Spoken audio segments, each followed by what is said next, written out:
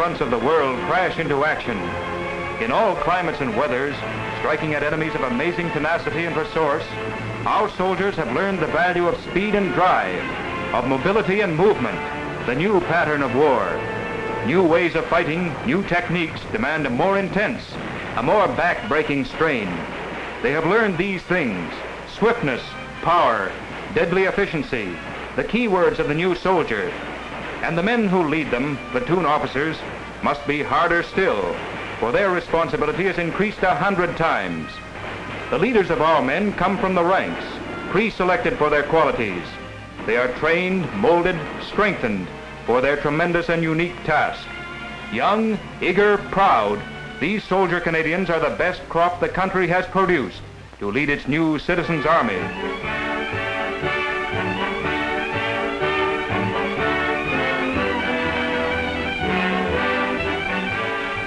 Hurry, don't lose time.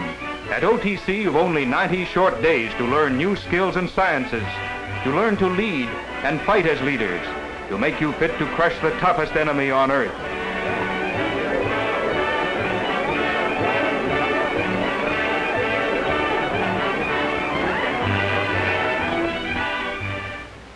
Looks as though it's going to be pretty tough for a guy like me here.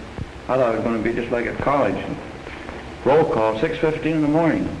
Bayonet training, close combat, field craft, map reading, anti-gas training, all that stuff. Say, do you think you'll ever make an officer? Do I think I'll ever make an officer? When I look at you, I still think I've got a chance.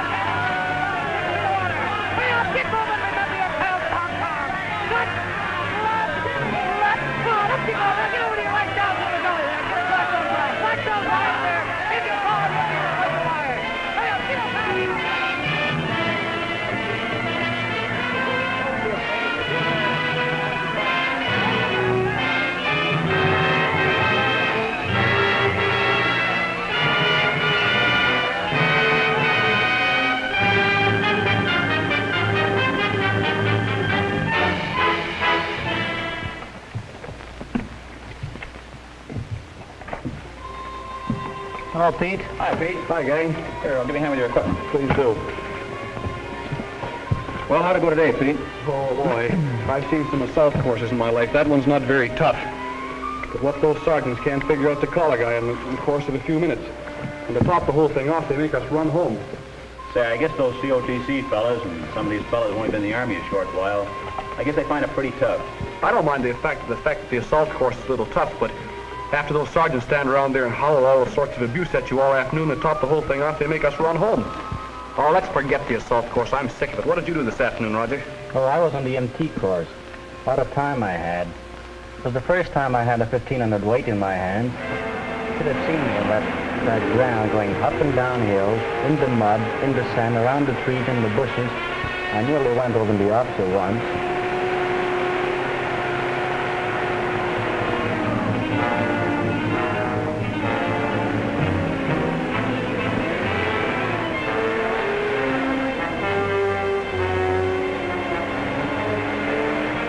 The steering wheel may burn in your palm. Hold on to it. Keep it straight. Tomorrow on the battlefield, ration supplies must go forward, and your driver may not be there.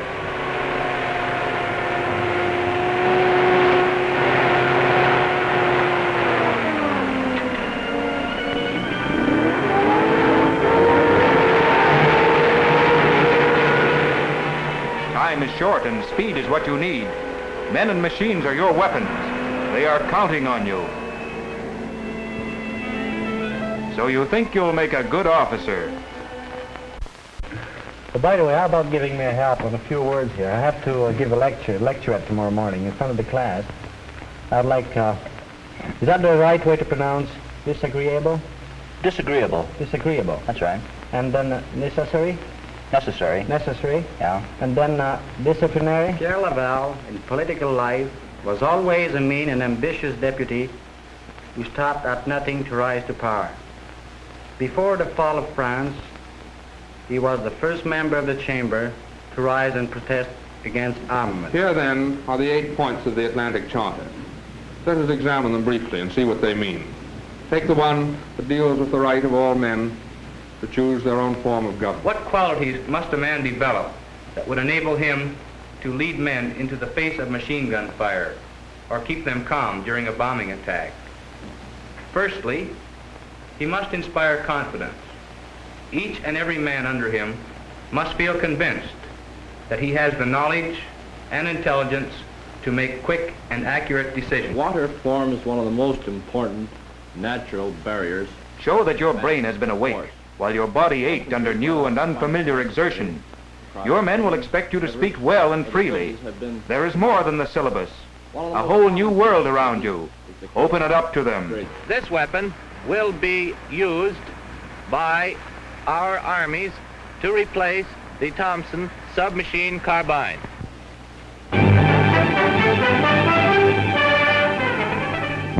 Perhaps they'll capture you. Perhaps you are disarmed. No gun or rifle to protect you. That is not the end of the story. Disarmed, yes, but prepared, you can be a match.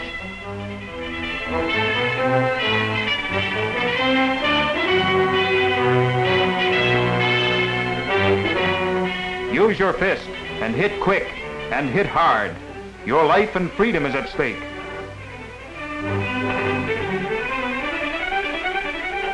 Your body is a perfect weapon.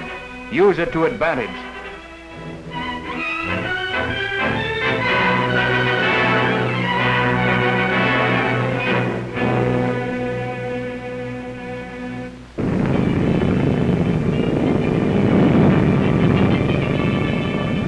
Another machine and another skill. Sit into it, tight and secure. Don't let the terrain throw you. Messages must be delivered. Don't forget, your platoon isn't alone. You are part of 1,000 platoons. Contact must be maintained.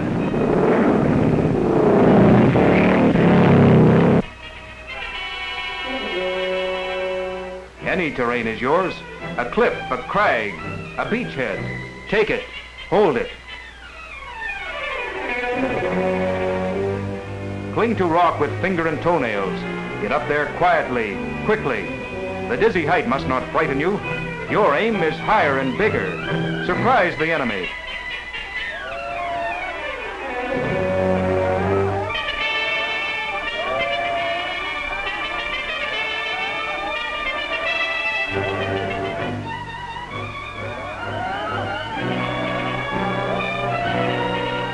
The fate of the battle is in your hands. Take it and hold on to it.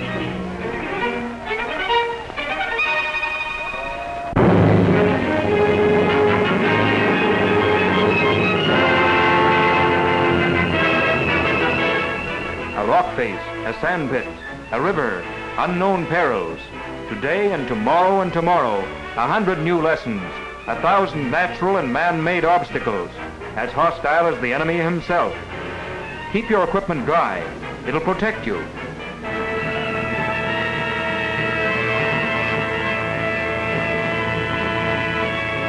Can you take it in your stride? Do you still think you'll make an officer?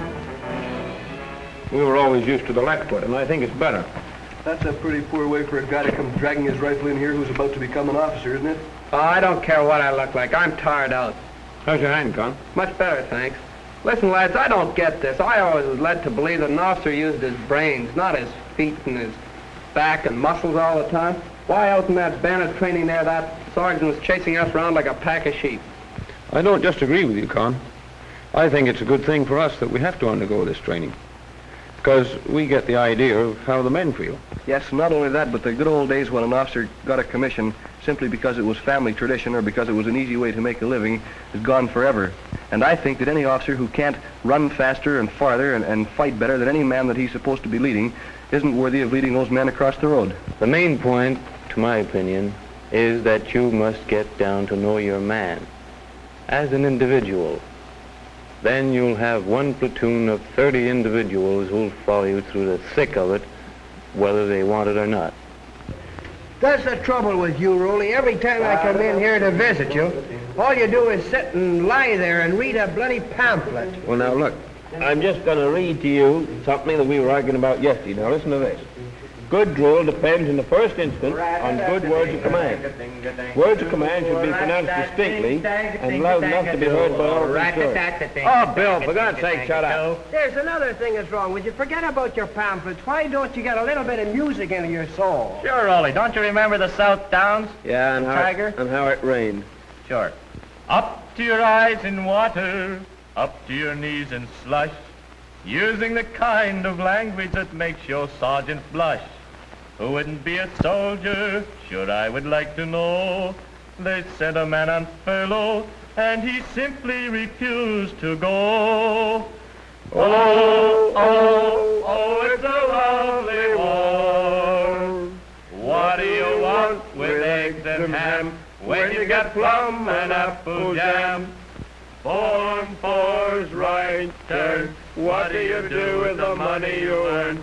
Oh, oh, oh, it's a lovely war.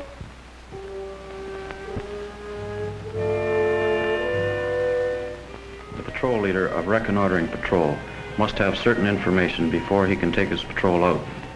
First of all, he must know if there are any enemy in the vicinity. Secondly, he must know the forward positions of his own troops. Thirdly, know the exact time he must take that patrol out. There is little time left. So many of the 90 short days are gone. You must do and you must know and instruct. Absorb it all. Comprehend it. It must become a part of you. Secondly, the likelihood of attack. And thirdly, the length of time it will be in the field. Sir, do reconnaissance patrols ever become fighting patrols? It becomes a fighting patrol only when they are surprised by the enemy. The angle here should be kept as close to 90 degrees as possible, so that the Bren group can maintain their covering fire until the last moment. The rifle group will assault from this position, and when they have killed all the enemy on the objective, will consolidate in a position up here at least 50 yards beyond the objective. The object of battle drill is to inculcate into a... You must be a specialist in everything. First aid and chemical warfare, man management and radio signals, logistics and dietetics, military law and map reading. Section 1 will take stop section pass. Section 2, right flanking. Section 3, left flanking. Assault will be on my signal. 1 round of 2-inch mortar.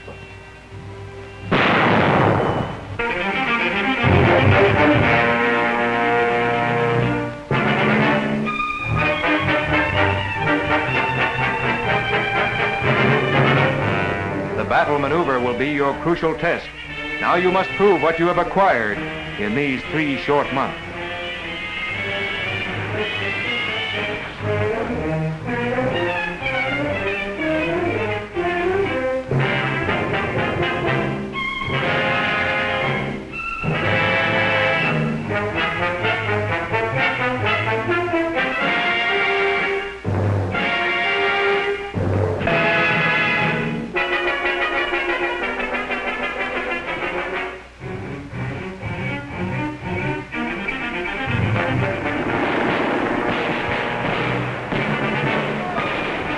Have you really learned all there is to know?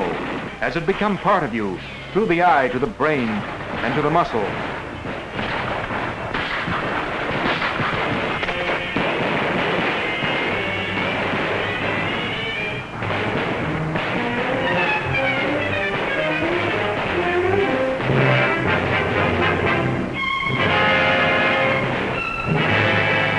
Has it become second nature to you to work in teams, give mutual support by fire?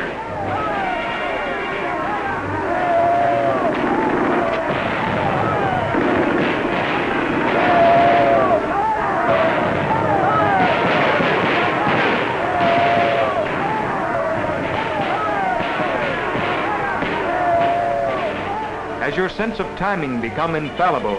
And are you sure of yourself? Are your fighting reflexes perfect?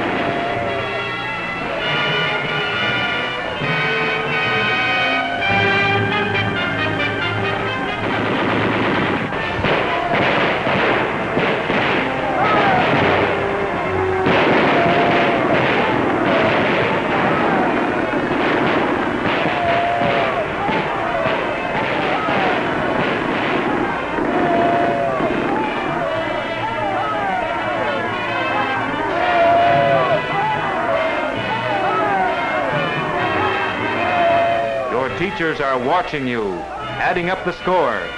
Your 90 days are up. Here is your answer. It's time that you wear the badge of an officer in the Canadian Army. You must set the example. And remember that the constant duty of an officer is to know and understand and care for his men. Lieutenant McLeod? Insurance agent. Lieutenant Anderson? Logger. Lieutenant Richard? Radio announcer. Lieutenant Ashman? School teacher. Lieutenant Farr? Farmer. Citizen soldiers all, you are ready for the high school of the officer. The next step then, the men themselves. Your team is waiting.